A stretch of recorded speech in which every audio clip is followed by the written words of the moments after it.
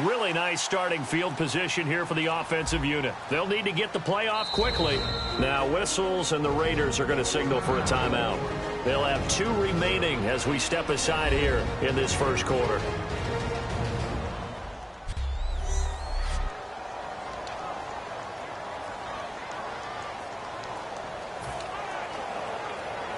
And a great spot to start this drive from here.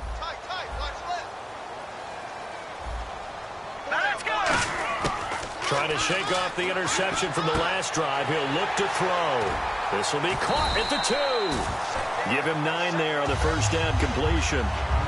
Seeing that play and understanding just how tough it is to cover tight ends, especially the ones running around the NFL nowadays, makes me glad I didn't make it in that league. I would have had a really difficult time. But now you get to sit up here with me. Yeah, and that's fun, isn't it? And what a really nice game right there on first down for them. Brings up a nice second down for them.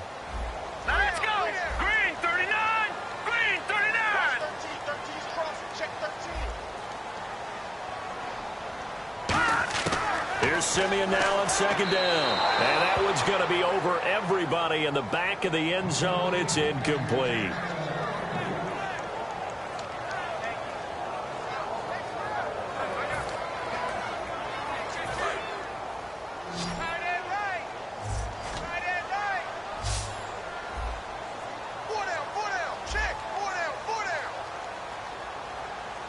I see an extra defensive back on the field. Little surprise here. And this is going to be intercepted. Picked up. And now off to the races down the right side. And he'll take this back all the way up past the 45-yard line. Well, your first drive of the first quarter, you get it down there, try to fire it in the end zone, and big-time deflation on that play. No doubt about it. They're moving and grooving and getting into position, and this is not the ending that they saw on this drive, is it? They had things going their way. And now Oakland ready to take the field. And this offense last time turned it over, went for it on fourth, didn't get it. And he's going to have to eat this one as down he goes. Derek Wolfe in there to get him for a loss of 5. Well, the beauty of screen passes is they take a little time to develop, and they can often hit big, but sometimes they take too long to develop, and sometimes you get sacked. Yeah, what's perfectly called for a defense to attack a screen? Typically a blitz, and even though people think that the screen operates against the blitz, if you have the blitz called and you still cover the screen, that allows your blitzers to get there. They run with Murray. And able to work about 5 yards out of this as he's taken down up near the 47. Murray had the 1,000-yard season in 2015, followed that up with 788 last year. Now, also in the mix in Oakland, you had Washington, you had Richard. How do you see this backfield playing out going forward? I think you'll see a similar combination going forward. I think that's one of the reasons that he dropped from a 1,000-yard runner to 788, because they had other options.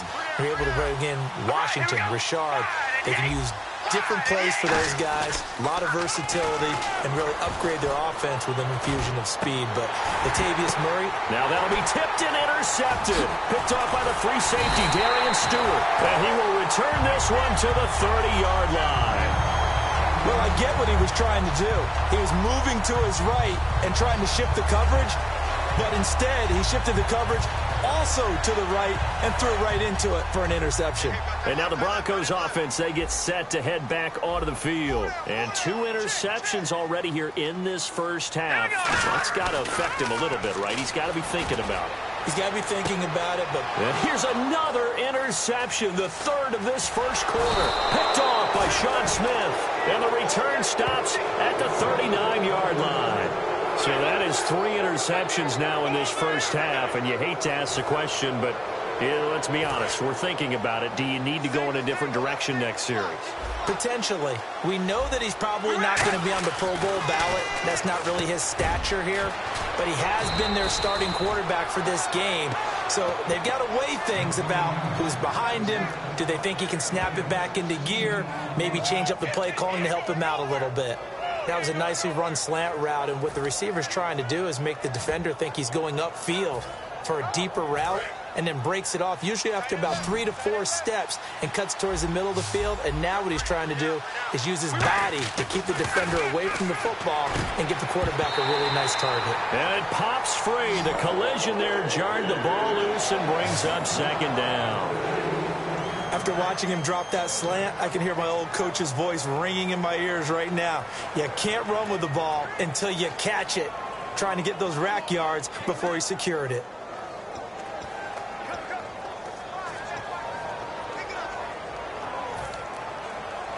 Second down now after the incompletion.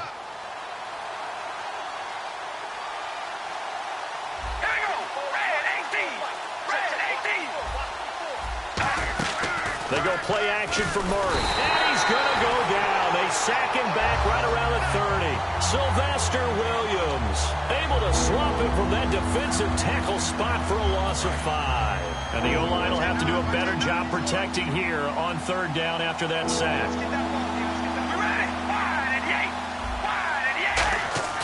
To throw his car. Finding time. Losing 2 yards that time, and now it's fourth down. So now on fourth down, the Raiders will turn it over to the left foot of Sebastian Janikowski. It'll come from the right hash. It's a 47-yard attempt.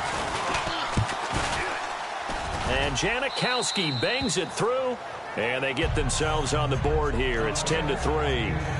So a good kick there, and they finish off the drive with 3. And that should be the goal for an offense. Finish each drive with points. So that's a nice job there to come away with at least something.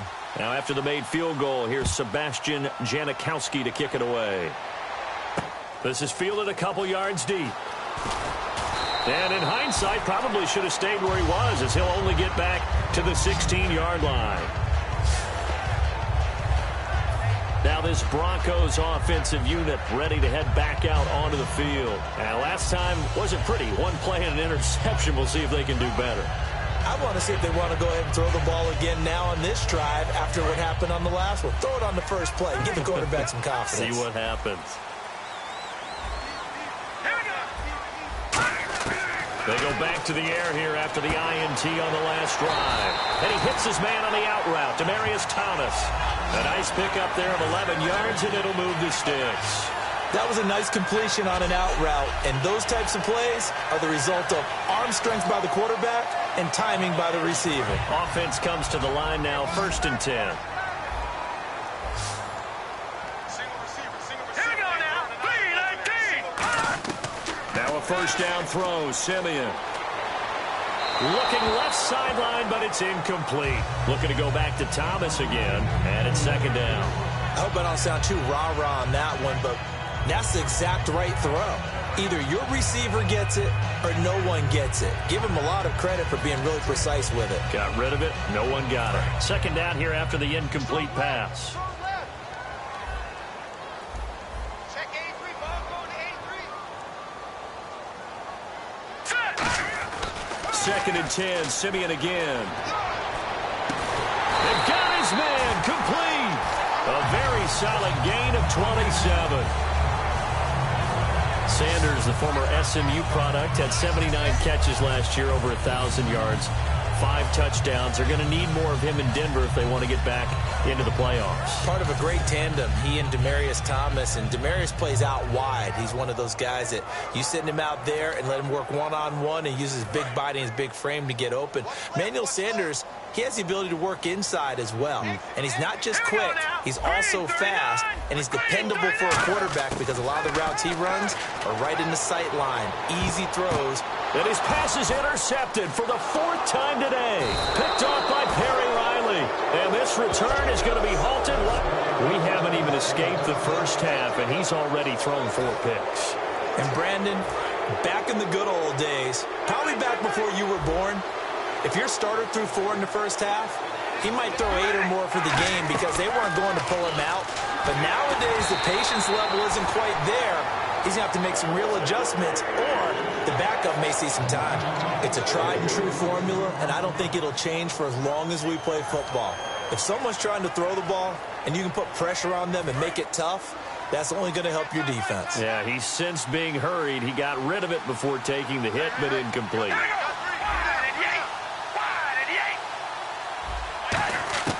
Carr will try it again on second down. Flush to his right. And now the ball's out. Carr lost it. Fumble. But I think the Raiders are going to be able to hold on to it, yes.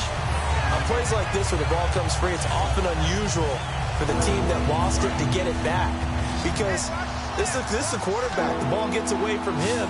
Everyone else is trying to execute what they're supposed to do on offense. They're usually looking in the other direction, downfield, or moved away from him. In this case, though, a teammate is able to come up with the ball. And this is going to be incomplete. He was trying to get it to Michael Crabtree there. Now 4th down. I had a coach tell me a long time ago that running a screen pass is similar to acting 101 for your offense, because you've got to show. Now the Broncos are going to take a timeout. They'll have 2 remaining as we step aside here in this first quarter. And now following that timeout, the defense back out onto the field.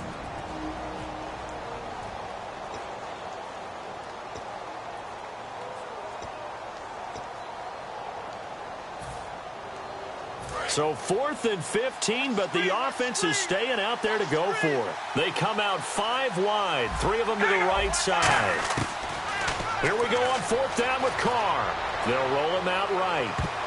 And he knocks the ball away, and it falls incomplete. Boy, a real head-scratcher there.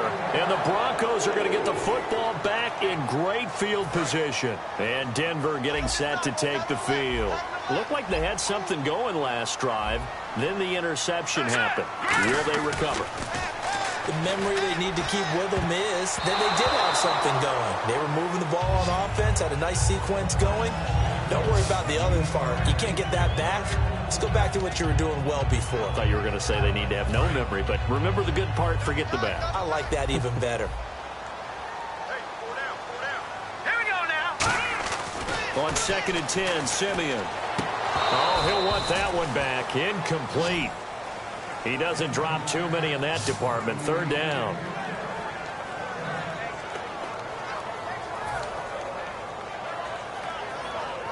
Third down here for the offense after the incomplete pass.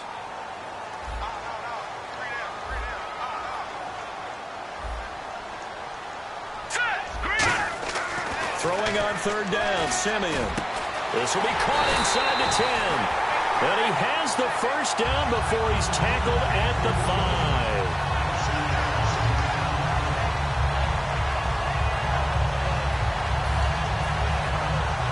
Trying to get one more in here before the quarter breaks.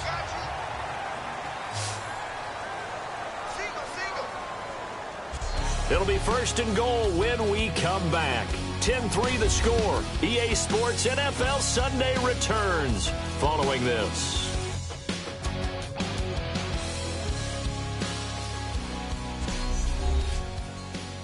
This presentation of the NFL on EA Sports is brought to you by... Back alongside Charles Davis, I'm Brandon Gaudin. It's Bronco football to begin quarter number 2, and they've got it here with a 1st down.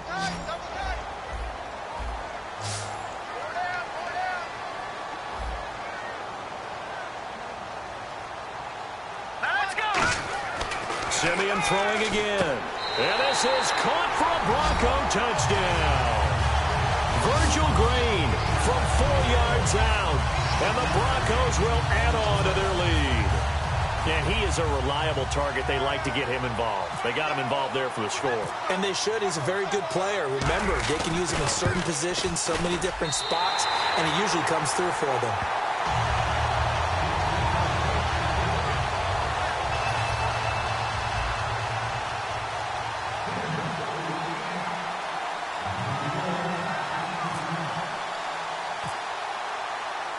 After the touchdown, here's McManus now to kick it away. This is fielded at the chalk of the 10. And not a bad return here. He gets it out to the 25-yard line.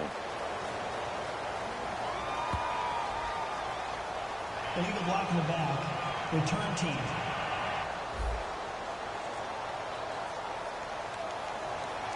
Automatic 1st down. And now Oakland ready to take the field. And last time out, went for it on 4th down, turned it over, gave him great field position, turned it to 6 points, so they've got to recover here, Charles. It's amazing what one decision can do in the chain of events, right? The decision to go for it on 4th down. Caused all of that. It caused every bit of it, but it showed confidence. Hey, I've got confidence in you guys. Go pick it up for them. Didn't happen. Also showed confidence in the defense. They didn't pick up their end of the bargain, so now they've got to come back out and start over and rebuild that confidence. Carr now to throw, and he'll hit the slant route. That's caught by Cooper. A nice pick up there, 10 yards, and it'll move the sticks. It's funny when I go back to our pregame meeting with Amari Cooper, and we mentioned, what if they play man coverage against you? He almost seemed offended by it, didn't he? I'll beat it. That's basically what he said, right? I mean, the best receivers we've ever talked to and covered, when you talk about covering them with one guy, they think that's a personal affront. If they feel like they can't just beat one defender, then they're not very good. CD, wanted to get your thoughts just on the landscape of the offseason for each of these teams. Super Bowl in the rearview mirror, but so much going on. People look at the draft a lot, but there's a lot more that goes into the offseason for these front offices, is there not? It certainly is, and even before we get to the draft, you start with the combine, that's held in Indianapolis every year, and you have about 350 of the top prospects coming together to get their physicals and interviews and on-field performance, and all that will get evaluated along with their game tape. And then you've got the free agents, all right? That starts, I believe, in early March, where now the free agents can start moving around to different teams. So your team's starting to take a little bit of shape there, free agency, because then the draft's coming up. You're trying to put your team together with new draft picks, have everyone start to move in one direction, and then you have the OTAs and minicamps. We get to see them on the field for the first time, and we start to get a better idea of how these teams are going to look when the fall begins. They'll break the huddle here and go for it. This is 4th down. All right, here we go. They do go for it. It's Carr. Oh, and a bad throw there. It's intercepted. A great read, and it's picked off. And his guys are going to take over at their own 48-yard line. Well, from what we've seen thus far, this is not a formula for winning football. When you have more turnovers than points scored, that's a tough way to try and win a game. The Broncos offense now gets ready to head back onto the field. Now Simeon. And now here is another interception. Picked off by the safety, Reggie Nelson. And he'll get this back to the 32-yard line. The interception woes, they just continue to mount. He's thrown 5 picks. At this point, you got to be thinking, is it something between the ears? I think a confidence hit does occur once you start getting those numbers up there a little bit. And he will not get away from the pressure here. Carr taken down. Brandon Marshall not dropping into coverage. He comes on the blitz and takes him down for a loss of 9. And now they come up and spike it to stop the clock.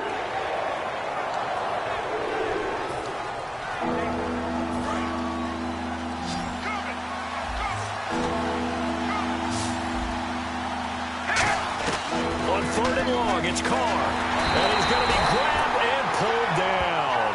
The corner blitz gets there as he goes down for a loss of 7. The game plan for any defense is finding ways to make a quarterback uncomfortable in the pocket. When you bring pressure from all angles, you never know who's going to get home. In this case, the left cornerback, right in the face of him, puts him down. And look at this, another fake. And he will not even make it back to the line of scrimmage. A little trickeration there, but it doesn't fool this defense. It's such a risky play there to fake it. You're either the hero or the GOAT. Here they're going to be the GOAT. Unfortunate, too, because they thought they had something there. They don't call it just to call it. They don't just say, oh, what the heck, let's go ahead and fake it here. They feel like they've got something on. They've got the defense in the right spot. Just unsuccessful in that opportunity. Got his man. It's Thomas. Touchdown, Denver. Demaryius Thomas with his second touchdown here in this first half. And the Broncos will extend their lead. Now he's having a nice little first half here, partner. And it's a first half that leaves us anticipating what can still come. I mean, 2 touchdowns already here through the second quarter. There could be plenty more before this game is over. Well, they got the ball in great field position. One play later, boom, end zone. After the touchdown, here's McManus now to kick it away. Here's Tywan Jones on the return. And he'll be brought down at the 23, make it the 24-yard line. The Broncos defense getting ready to go. And a great job last time. They got the fourth down stop. It led to points. See if they can make magic happen twice. How about the defense, though? You're going to go for it against us on your own side of the field. Rose up and stopped them. Went off the field and said, offense, take over. Put it in the end zone for us. And that's exactly what they did. Puts a little chip on their shoulder when that happens, right? Yeah, a lot of meanness involved in that. And now the clock will stop as he's able to get up and spike it here.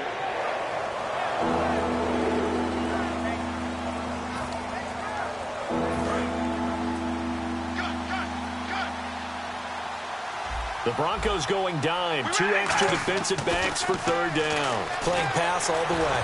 And he sheds a tackle. Now he's got some space. Well, he's taken down, but not before picking up the first thanks to a flashy little spin move.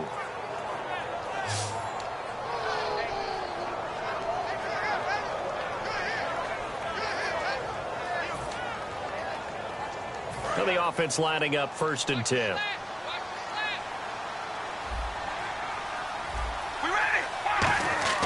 On 1st and 10, here's Carr.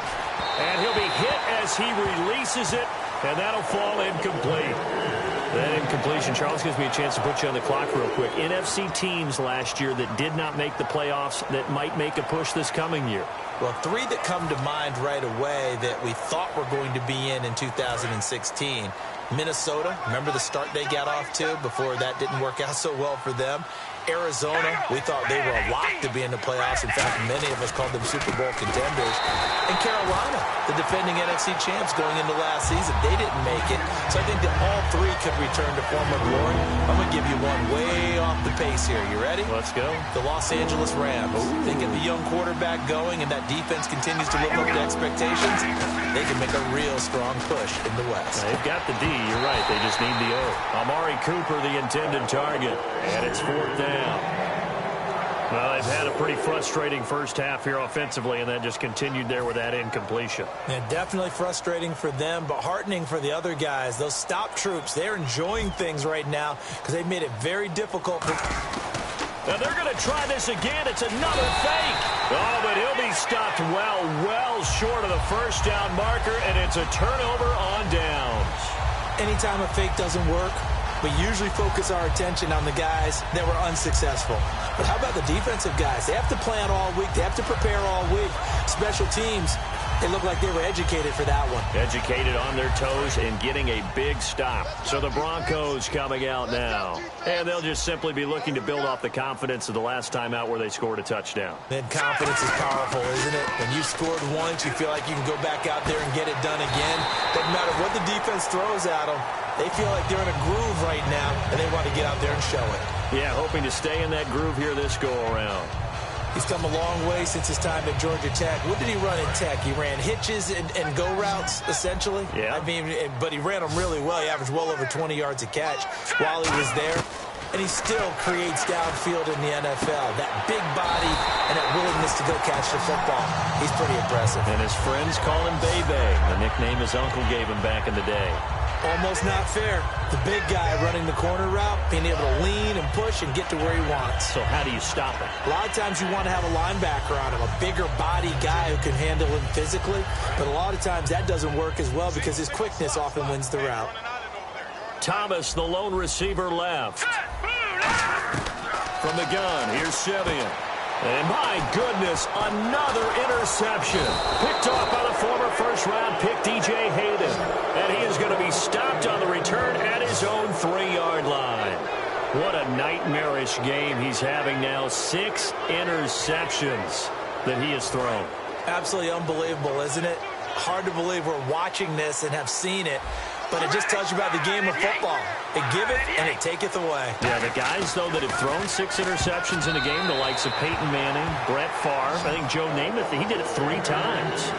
So they just got the football on an interception. They almost gave it right back the same way. And, you know, when you look over to the bench after that type of a play, number one is pure relief. Didn't give it up. But it's not the coach you're worried about yelling at you. So those guys on defense who just intercepted the pass and want to break over there. Hey, take care of the football, man. It appears that the pressure is affecting him today. Normally, he knows exactly when to get rid of the football, but today, because he's been hit a few times, he's getting rid of it a little bit too quickly. Here's Carr to throw. And he couldn't hang on to it through the contact. Incomplete. Slants are so tough to cover because everything happens so fast. But sometimes it happens too fast for the guy catching the ball because all of his movements have to be quick off the line of scrimmage, and then all of a sudden the ball's right on top of you. And maybe he got a little bit ahead of himself there. Yeah, a lot of times coming in with good pace, and he dropped it.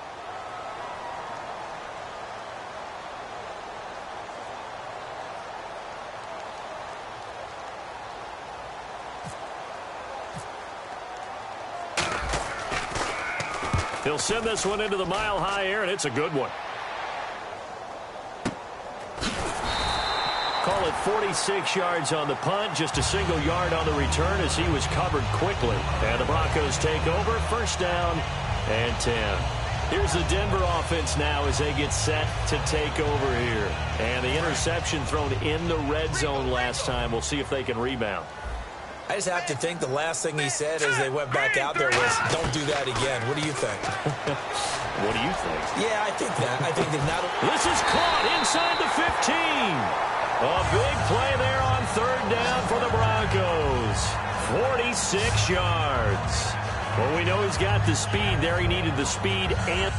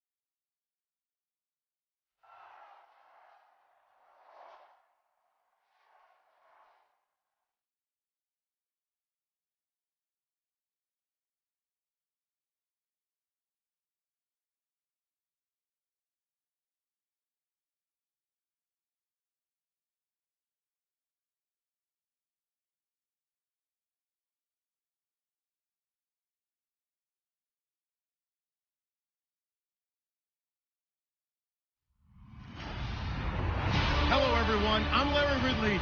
You're tuned into the NFL on EA Sports. Today, there's going to be a pair of wide receivers looking to make big plays on the field. It's Jones's Falcons going up against Bryant's Cowboys. With that, we'll send you out to Arlington, Texas. Here's Brandon Godden and Charles Davis.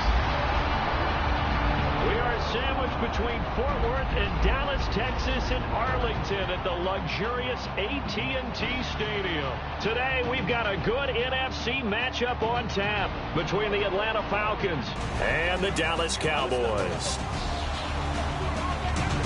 Hello, everybody. Alongside Charles Davis, I'm Brandon Gaudin. As we get set here, Charles, we talk about wide receivers. Larry mentioned it in the open, but that's a big spot to look at here in this one. I think you identified it perfectly because these guys have such an impact on the game nowadays because they throw the ball more than ever. And whether they're throwing it short, medium, or long, can they snatch it out of the air and create even extra yardage with run after catch?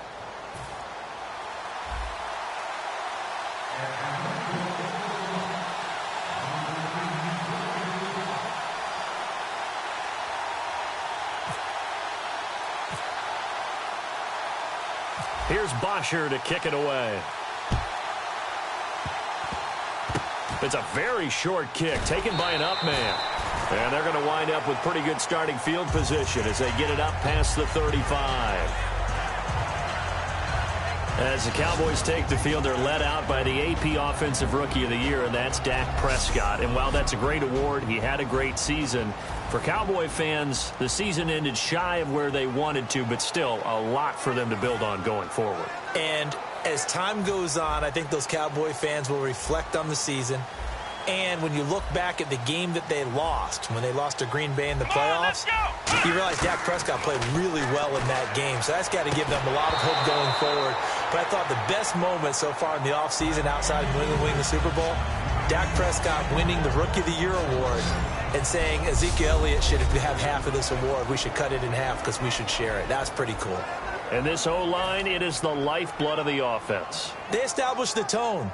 Mean, nasty, physical. They can't wait to get after people. That allows the rest of the offense to feel confident. Here we go. On second down, Prescott again. And his throw's going to be incomplete. He was looking for Terrence Williams that time. And it's third down. And here we go. We get to see the Falcons again on offense, a crew that last year scored 540 points, tied for 8th most all time. But my question is this, such a crushing Super Bowl loss in the offseason, does that set you back big time, or does that fuel and feed you momentum-wise going forward? It should fuel and feed you momentum-wise going forward, partner. That's exactly how it's supposed to react, and that's what you'll see in the Falcons locker room in the entire offseason. They'll talk about finishing, unfinished business, things of that nature. But we have seen where teams have not recovered from it. Remember the Rams? They got to a Super Bowl, got beat by the Patriots, didn't get back there again. The Broncos in 2013, number one offense, number one scoring offense. They didn't get back in 2014, but they did in 2015. So you can recover from it.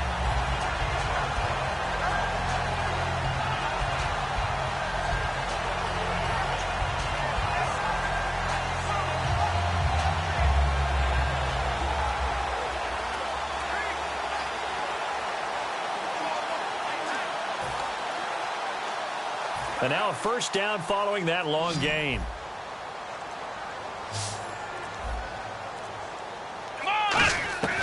First down, Prescott. And this is going to be caught. He won the fight for the football. They give him 14 yards that time and a fresh set of downs. A glance back at 2016 for Dez Bryant. 50 receptions, under 800 yards, had 8 touchdowns. What do you make of the season that Dez had? Well, remember, it started with Dez injured, so it took a little while for him to get started. I'm going to make a bold prediction for you. Would not shock me at all if he doubled his catch number next year and darn near doubled his receiving yardage total. Because if he's healthy all year long, they're going to want to take some pressure off of the run game themselves. And Dak Prescott in his second season should be that much more confident throwing it downfield. It's a really nice 15-yard pickup, and now it's first and goal. I like that one, partner. They go back-to-back with excellent gains. And really, it shouldn't be a surprise who they were throwing the ball to. He's their best guy. Yeah, we knew that they would get him involved early. They're doubling down on getting him involved early. Don't be surprised if they'll come right back to him again. They haven't shown the propensity to be able to stop him.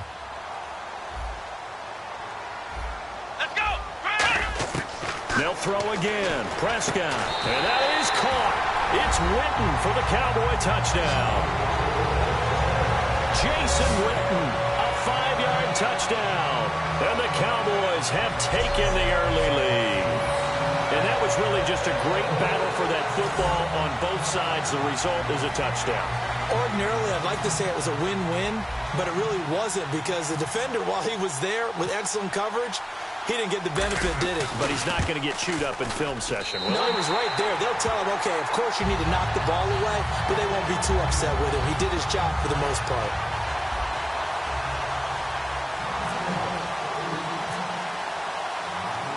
Bailey now to kick it away after the touchdown. Here's Eric Weems now on the return. Ooh, with a juke. And they're going to start this drive in pretty good shape as they get it up past the 30.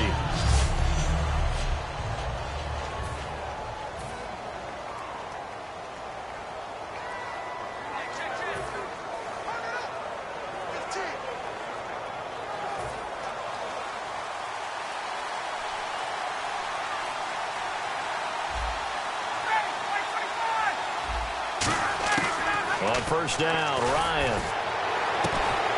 He couldn't quite hold it. Got hit. Ball pops out. Incomplete. Here's the offense, and we talk about the tight end, Jacob Tammett. A lot of people thought of him as simply a safety valve receiver. He can be a primary receiver. Jacob Tammett shows better athleticism than what people expect. Second down following the incompletion.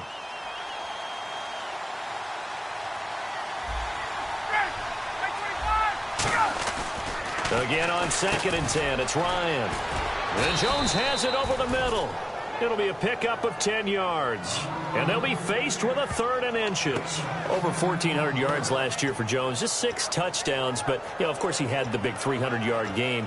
However, when he was blanketed with coverage, he always opens things up for other guys, doesn't he? He does, and that's what's benefited Atlanta's offense. Other guys were able to step up. In 2016, Mohamed Sanu stepped up and had his best year as a pro. Austin Hooper, as a young tight end, really developed down the stretch. And Taylor Gabriel, who had come over as a free agent from Cleveland, he really flourished, actually led the team in touchdown catches. But there's only one Julio Jones, and you want to get the ball to him as much as possible. There's a completion to the tight end, and I think that we're looking at something out of central casting, frankly. Absolutely. I mean, size, the hands. Speed. I mean, can flat out run. You put that whole package together, you light up the eyes of an offensive coordinator, don't you? Throwing now, Ryan on first down. Sanu with a grab over the middle. Touchdown, Falcons. Mohamed Sanu, 43 yards. And the Falcons are an extra point away from tying the football game. I know these wide receivers are about flash and dash and high-flying plays, but a good number of them played running back at some point in their career, and that's how they finish off a lot of their big plays, run after the catch. And this time he finishes off the big play in the end zone.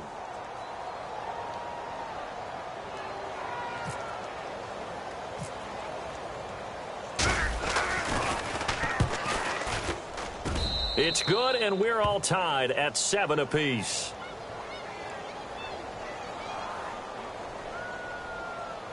Personal foul. Roughing the kicker. Defense. So the flag is for roughing the kicker, a big 15-yard penalty. And I'm not sure that was the time to go all out after the kicker. Plenty of time left in this game.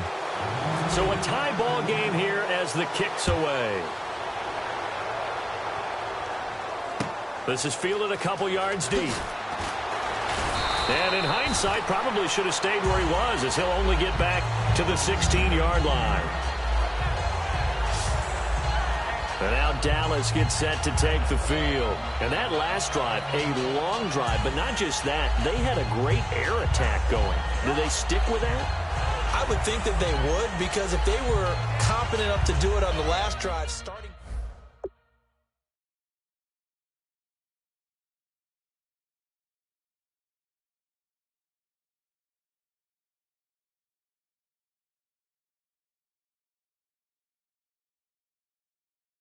knocked the ball away.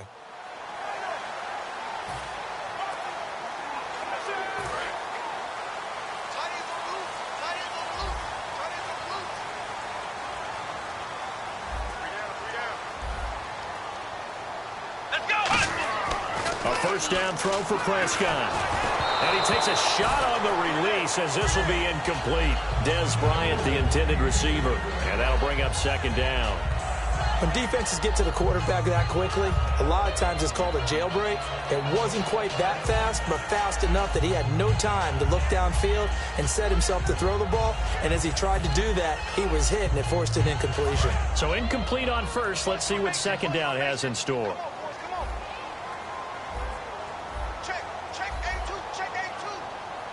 Bryant, the lone receiver, left. Prescott. And the hit jarred it loose. It's incomplete. Cole Beasley, the intended target. And it's third down.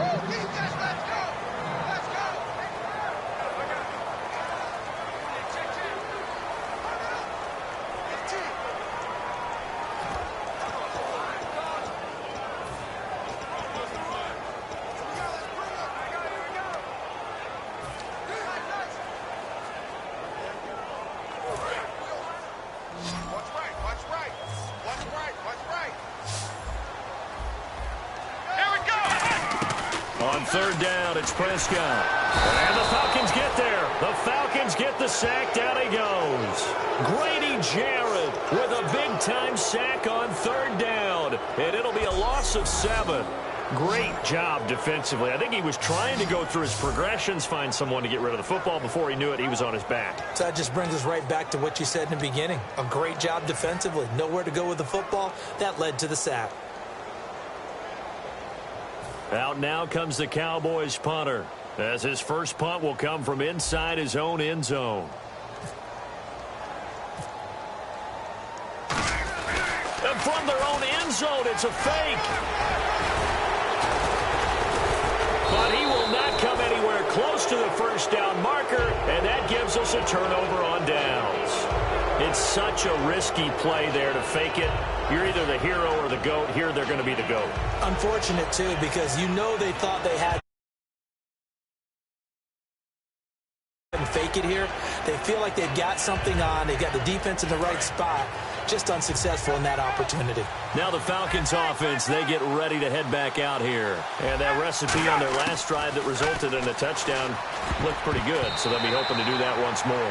And it takes me back to when we sat with the offensive coordinator and the head coach. They felt pretty good about their game plan and thought there were some holes in the defense, and they exploited them the last time out. Let's see if they can come back and put together a similar drive. And we'll see if they can do just that.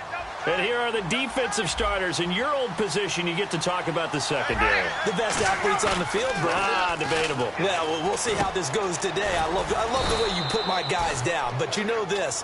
They've got to cover, and they have to tackle. They have a heck of a task in front of them in this game.